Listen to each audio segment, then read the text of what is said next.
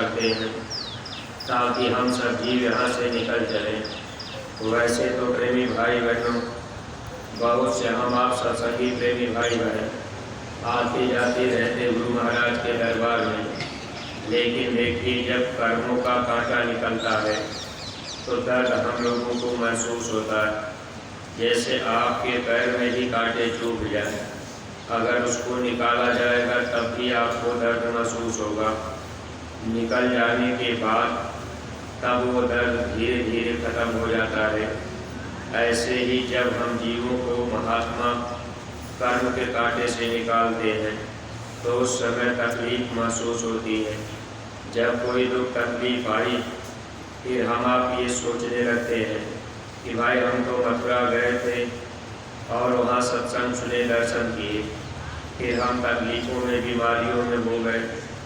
यानी ये मन धोखा देता है कि किसी भी तरह से हम इस परमार्थ के राह से हट जाएं। लेकिन सत्संगी प्रेमी भाई बहनों, इस संसार में अगर हम आप कर्म के जाल से बचना चाहते हैं तो सिर्फ महात्मा ही हम जीवों के कर्मों को साफ करते हैं। बाकी हम आप चाहे जितना तीर्थ व्रत पूजा पाठ करते रह जाएं, उससे हम लोगों के कर्म साफ नहीं होते।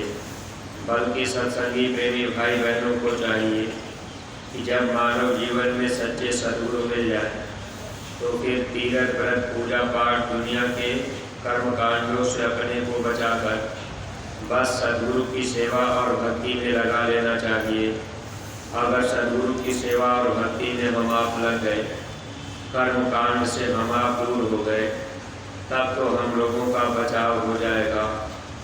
अगर नाम दान लेने के बाद भी हम आप ये सोच रहे कि चलो थोड़ा तीर्थ व्रत पूजा पाठ भी करते रहेंगे, थोड़ा गुरु महाराज की भी पूजा पाठ करते रहेंगे, तो प्रेमी भाई बहनों, ऐसे जीव के इसी संसार में जन्म मरण की पीड़ा में दुख पाते रहते हैं। महात्मा हम जीवों को प्रेम प्यार से समझाते हैं। अगर मानव जीवन में सच्चे सद्गुरु मिल गए, गुरु की पूजा में सबकी पूजा हो जाती है। गुरु पूजा में सबकी पूजा, जस समुद्र और नदी समुद्रा। गुरु सेवा में सबकी सेवा, रंचक मम मानो न भेवा। गुरु की पूजा में सबकी पूजा, यानी अलग से देवी देवताओं की पूजा पाठ करने की कोई ज़रूरत नहीं रहती। अगर ये मन ने धोखा दिया, हम आप देवी देवताओं की पूजा पाठ करते रहे, तो फिर काल भगवान हम जीवों को यहाँ रोक लेंगे और फिर वो सजा भी भोगने के लिए इधर हमको आपको नरकों की तरफ 84 की तरफ ले जा सकते हैं। इसलिए महापुरुषों ने ये बातें स्पष्ट कर दी कि अगर हम आप भक्ति के राह पर आ गए, भक्ति के राह पर आने के बाद अगर वचन को नहीं माने, भक्ति से गिर गए, तो ऐसे जीवों की दशा क्या होती है। जो कोई भक्ति भाव से चूके, ताके मुख जम पल पल थूके। जो जीव भक्ति से चूक जाते हैं, ऐसे जीवों को जब दुख दे जाते और वो जब लोग चारों तरफ से घेर करके ऐसे जीवों को थूकते रहते हैं उनके ऊपर कि तुम तो गुरु के पास गए थे, तुमको सच्चे महापुरुष मिले, फिर भी तुम उनकी बातों को नहीं मान पाए, तुम उनकी पूजा नहीं कर पाए। वचन को माना जाएगा वही पूजा माना जाता है। अगर गुरु के वचन को हम आप नहीं मानते तो फिर हम आप गुरु की पूजा, गुरु की भक्ति नहीं कर पाते। हम सत्संगी प्रेमी भाई बहन अगर ये बातें ध्यान से अभी देखें तो बहुत से हम आप प्रेमी ऐसे हैं जो लोग मथुरा आते जाते भी और तीर्थ व्रत पूजा पाठ गंगा जमुना में स्नान भी कर लेते। मन कहता है कि चलो मथुरा में घूम आवे, थोड़ा तीर्थ व्रत पूजा पाठ भी कर ले। ये अपने मन का धोखा, जबकि ये काल भगवान ने जो बाहरी पूजा पाठ बनाया है, इस पूजा पाठ से जीव को 84 में जाना पड़ता है। अगर हम आप नहीं समझे, नहीं समझ पाए, गुरु के वचन को हम आप नहीं पकड़ पाए, गुरुमुख नहीं बन पाए, अगर मनमुखी हम आप रह गए मन के कहने में चलते रह गए तो ऐसे जीवों का नुकसान ही होता है। देखिए, अगर आप दृष्टांत देखें तो इस धरती पर जब गोस्वामी जी महाराज आए थे, गोस्वामी जी महाराज उस समय काशी में सत्संग सुना रहे थे। काशी के बड़े बड़े विद्वान अब वहाँ आकर के सत्संग में बैठ करके सुन रहे। काशी के माने जाने विद्वान थे माना पंडित भी सत्संग में बैठे। लेकिन अब गोस्वामी जी महाराज जो बातें बता रहे थे, इस जीवात्मा के कल्याण के लिए अंदर चलने की बात कर रहे थे। जब उनके सत्संग में कोई बाहरी पूजा पाठ का जिक्र नहीं हुआ तो माना पंडित के अंदर क्रोध आ गया। माना पंडित क्रोध में आकर के गोस्वामी जी महाराज को रे पुकार करने लगे, गाली देने लगे। गोस्वामी जी महाराज जब सत्संग खत्म हुआ तब उन्होंने कहा, अरे बच्चा कुछ कहना है। तब वो तो क्रोध में थे। माना पंडित क्रोध में कहने लगे, तुमने तो कोई गंगा जमुना तीर्थ व्रत, कोई देवी देवता मंदिर मस्जिद, इसकी कोई बात ही नहीं की। तुम तो अलग में बता रहे सुमिरन ध्यान भजन। तो ये रास्ता तो अंदर चलने का है। इसलिए जो भी महापुरुष आए, महात्मा हम जीवों को अंदर चलने के लिए यानी सुमिरन ध्यान और भजन के लिए जोर देते रहे, ताकि हम लोगों को कुछ परमार्थी लाभ मिल सके। अब उस समय माना पंडित क्रोध में थे। गोस्वामी जी महाराज कहने लगे कि अच्छा एक काम करो, आप पालकी लगा के बैठ जाओ। जब माना पंडित पालकी लगाए तब गोस्वामी जी महाराज ने कहा, बाहर की दोनों चरण आँखें बंद कर लो, अपना ध्यान तीसरे तिल में रखना। गोस्वामी जी महाराज जब ये बात बताए, माना पंडित वही क्रिया किए। उसी समय गोस्वामी जी महाराज ने थोड़ी सी तवज्जो दे दी, थोड़ी दया कर दी।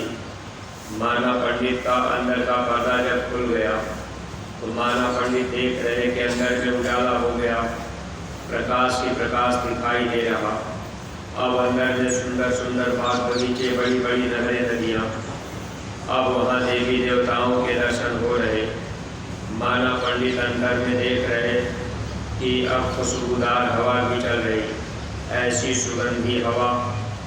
अब वो थोड़ी देर तक, जब तक गोस्वामी जी महाराज ने दया अपनी दी, तब तक उनको अंदर में कुछ दिखाई दे रहा। हवा भी खुशबूदार आ रही, देवी देवता, बड़े बड़े मंदिर के दर्शन। तब उस समय थोड़ी देर तक गोस्वामी जी महाराज ने दया देने के बाद दया हटा ली। जब उन्होंने अपनी दया खींच ली, क्योंकि ये काम गुरु की दया से ही होता है। गुरु की दया कब मिलेगी? जब हम आप गुरु के वचन को मानेंगे और गुरु से हम आप प्रेम करेंगे।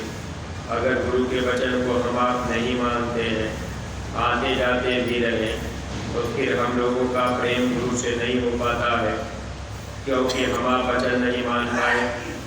उस समय गोस्वामी जी महाराज जब अपनी दया हटाए तो माना पंडित फिर उनके चरणों में गिर करके रोने लगे। कहने लगे, स्वामी आज हमसे एक भारी भूल हो गई कि मैंने आपको गाली दे दिया, बुरा भला कह दिया।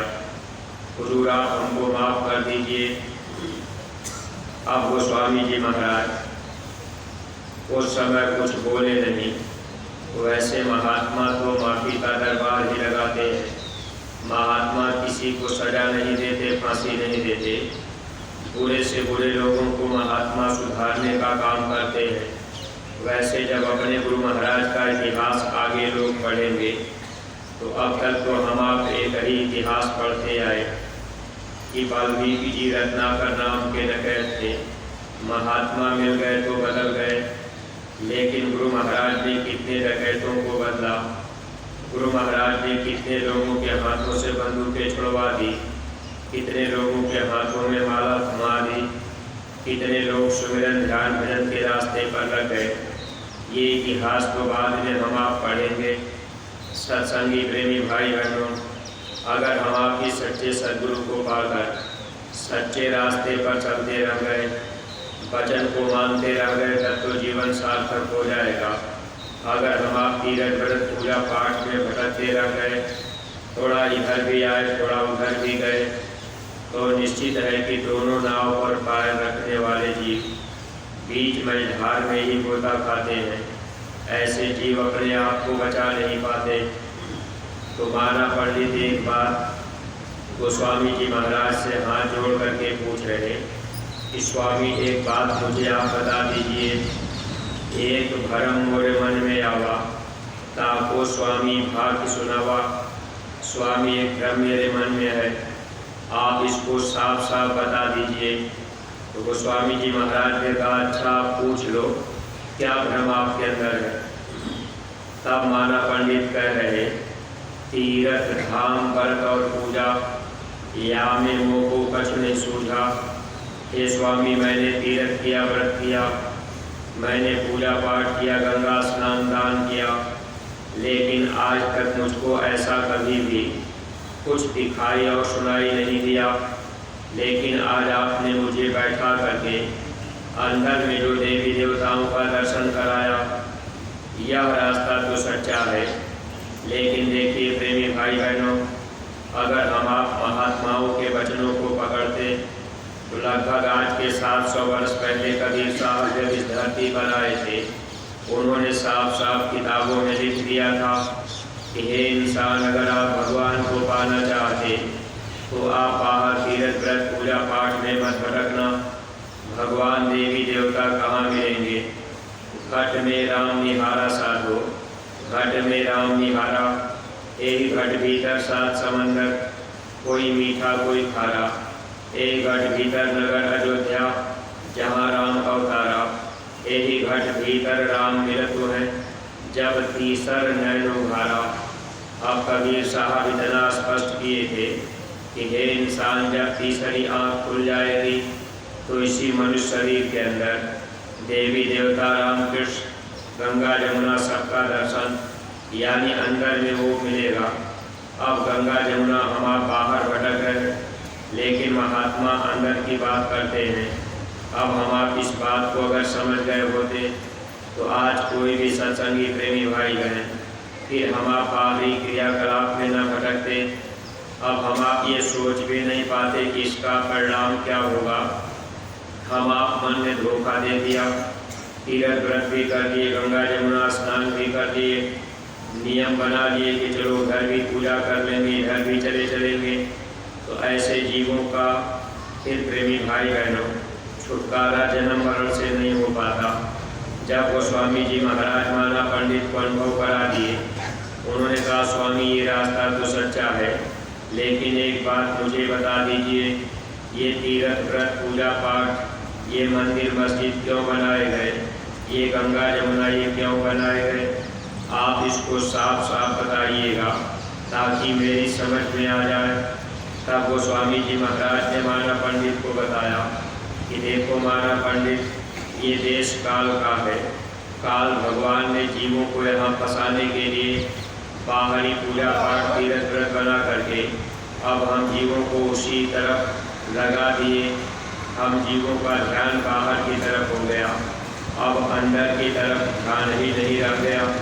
महात्मा जब जब इस धरती पर आते हैं तो महात्मा अंदर ले चलना चाहते हैं, लेकिन उस समय गोस्वामी जी महाराज ने माना पंडित को ये भी कहा कि देखो माना पंडित, अगर तुम बाहरी पूजा पाठ में फंसे रह जाओगे तो फिर 84 ही जाना पड़ेगा। कर्म ख्याल सब झूठ का सारा, इन संग से 84 धारा, फिर 84 में जाना पड़ेगा। इसलिए इधर के तरफ से अपने ध्यान को अगर हटा लोगे तब तो बचाव हो जाएगा।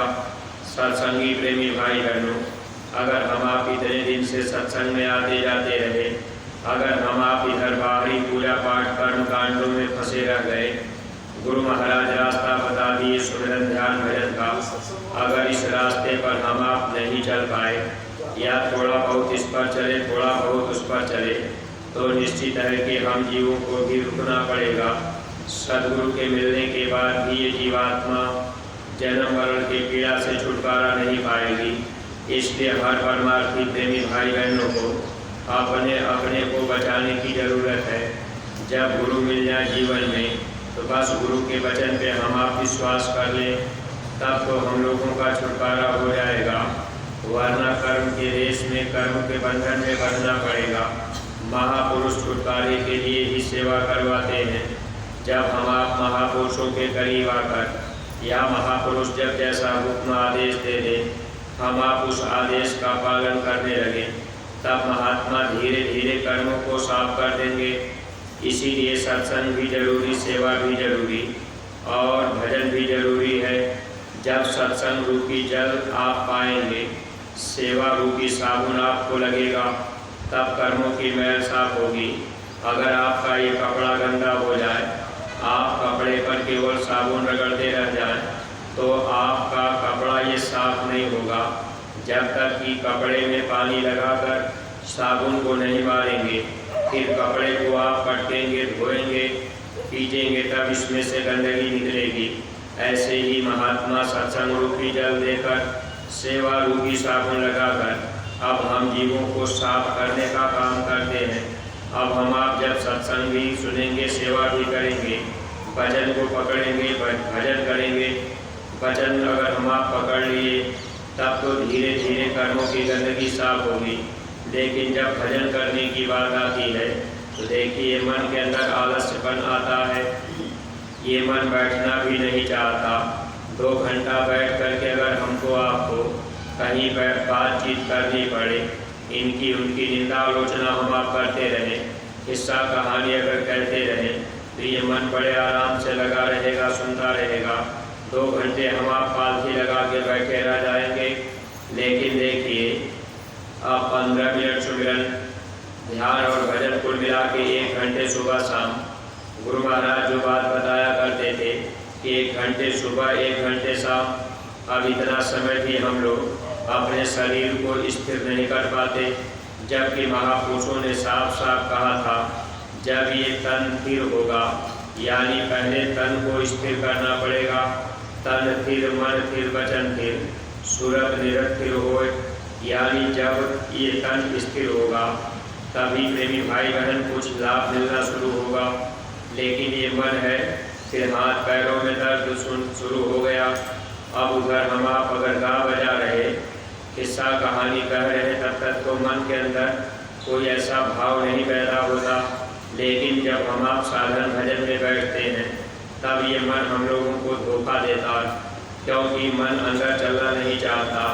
जिस काम को करने में मन नहीं लगता है, वो काम जल्दी हो नहीं पाता। जबकि हम परमार्थी प्रेमी भाई बहनों को अपने मन को सुमिरन ध्यान भजन में ही लगाना, 1 घंटा सुबह शाम तो करना ही है। स्वामी जी महाराज ये बात कहा करते थे कि आपको दिन में जब कभी मौका मिल जाए, अब आप 10 मिनट के लिए, 5 मिनट के लिए कभी ध्यान पर बैठ गए, कभी भजन में बैठ गए, या 2 मिनट, 4 मिनट, 10 मिनट जो बीच में आप समय देंगे, यह समय भी आपका पूरा पूरा जोड़ा जाता है। जितना अधिक समय आप भजन करने लगेंगे, ध्यान करने लगेंगे, बार बार बैठने लगेंगे, तो धीरे धीरे मन की आदत बन जाएगी और ये मन धीरे धीरे रुकने लगेगा। इसलिए प्रेमी भाई बहनों, हम आप गुरु महाराज के वचन वाणियों को पकड़कर बाहरी कर्मकांड पूजा पाठ से अपने को बचाकर अगर हम आप सुमिरन ध्यान और भजन, एक रास्ता हम आप पकड़ लें जिससे आत्मा का कल्याण हो जाए, तो हम आप जन्म मरण की पीड़ा से बच सकते हैं। और साथ में थोड़ी बहुत जो अपनी सामर्थ्य, अपनी शक्ति हो, आप सेवा भी बराबर करते रहिएगा। स्वामी जी महाराज ये बात कहा करते थे, हर सत्संगी प्रेमी भाई बहनों को अपने सामर्थ्य के अनुसार सेवा करनी चाहिए। अगर आपका शरीर कमज़ोर है, आप ज़्यादा परिश्रम कर दिए, फिर आप बीमार पड़ गए, फिर 10 दिन आप सेवा नहीं कर पाए, फिर आप सुमिरन ध्यान भजन भी नहीं करेंगे, क्योंकि आप बीमार पड़ गए, लेटे पड़े रह गए। इसलिए गुरु महाराज कहते थे, अपने सामर्थ्य के अनुसार ही तन की सेवा करनी चाहिए, अपने सामर्थ्य के अनुसार धन की सेवा करनी चाहिए। अगर घर में धन दौलत रुपया पैसा है, अगर बेटे की नौकरी चाकरी लग गई, अब घर में रुपया आ रहा, तो ये ध्यान रखना चाहिए कि हम आप अधिक से अधिक उसको सेवा में लगाते जाएं, क्योंकि महापुरुषों ने कहा है, बुद्धिमान चतुर चालाक लोगों के लिए कि जो ऐसे चतुर चालाक लोग होते हैं, ऐसे लोग क्या करते हैं, नाव में पानी बढ़े, घर में बाढ़े दाम, दोनों हाथ उठा लिए, यही सयानों काम। जैसे नाव में पानी अगर भरने लगा तो बुद्धिमान आदमी हाथ से पानी बाहर फेंकता है, कोई गिनती नहीं रहती कि हम कितना पानी निकाल रहे ताकि नाव डूब न जाए। ऐसे ही घर में अगर दाम, घर परिवार में कमाई होने लगी, बरकत होने लगी, किसी तरह की कमी नहीं, तो अब दान देने में महापुरुषों ने कहा ये नहीं देखना चाहिए कि भाई हमने इसमें कितना दे दिया। लेकिन अगर मान लीजिए हमारा आपका जीवन गरीबी में पल रहा तो आप प्रेमी भाई बहन अपने सामर्थ्य के हिसाब से सेवा बराबर कीजिएगा। ध्यान ये रखना पड़ेगा कि किसी भी सेवा से हम आप वंचित न रह जाए। भले हमारी आपकी सेवा थोड़ी ही पड़े, लेकिन सेवा में नाम जरूर हो जाए। ऐसे ही जब सेवाएं हम आप करते हैं तो सेवा में भी ध्यान रखना चाहिए। अगर हम आप हाजिर हो गए सेवा में तो स्वामी जी महाराज कहते थे, जो प्रेमी सेवा में अंतिम समय तक रहते हैं उनको पूरा पूरा सेवा का लाभ मिलता है। अब हम आप थोड़ी देर किए, फिर वहाँ से चले आए, अब आ करके फिर अपने बिस्तर पर लेट गए, आराम से पड़े रहे। अब हम आप आराम से जब बिस्तर पर लेटते हैं तो खूब अच्छी तरह से आप विचार कीजिएगा। अगल बगल कोई और सत्संगी प्रेमी, उनसे जब बातचीत हम आप करते हैं तो ज़्यादातर तो हम आप निंदा आलोचना की ही बात करते हैं। जबकि प्रेमी भाई बहनों, गुरुमुख के मुख से बराबर गुरु का वचन और गुरु महाराज के वचनों की चर्चा, यही चीज़ होनी चाहिए।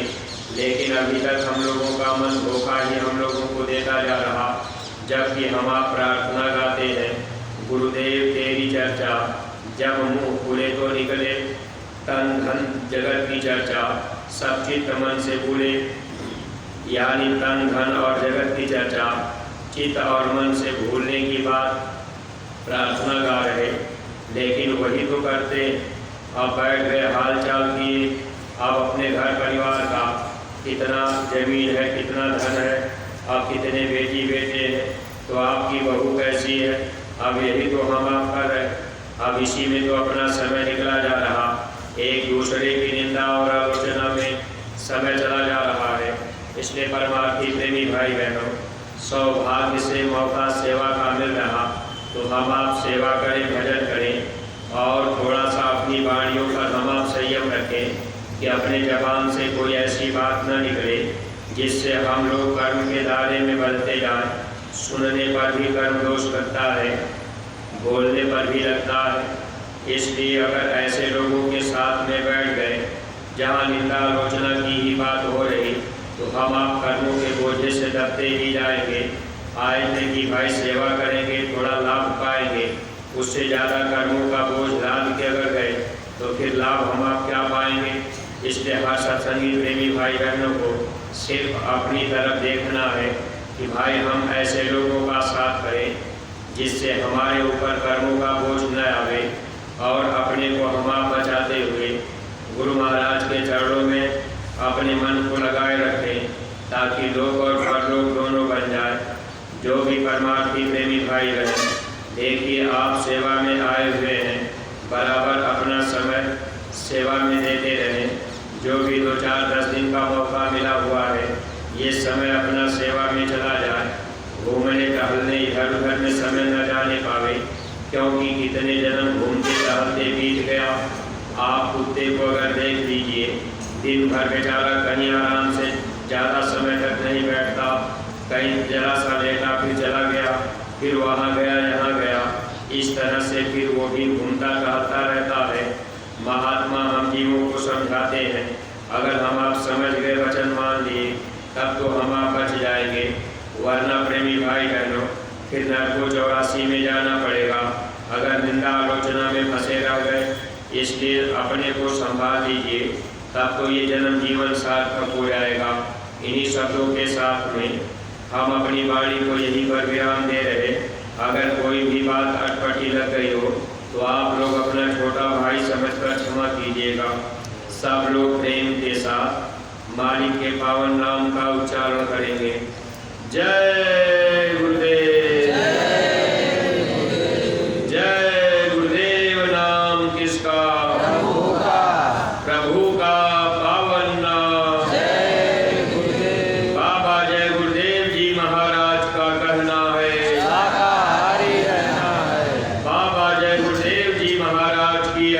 है, आगे आपकी मर्जी है। पूज्य महाराज जी की प्रार्थना है, हाथ जोड़कर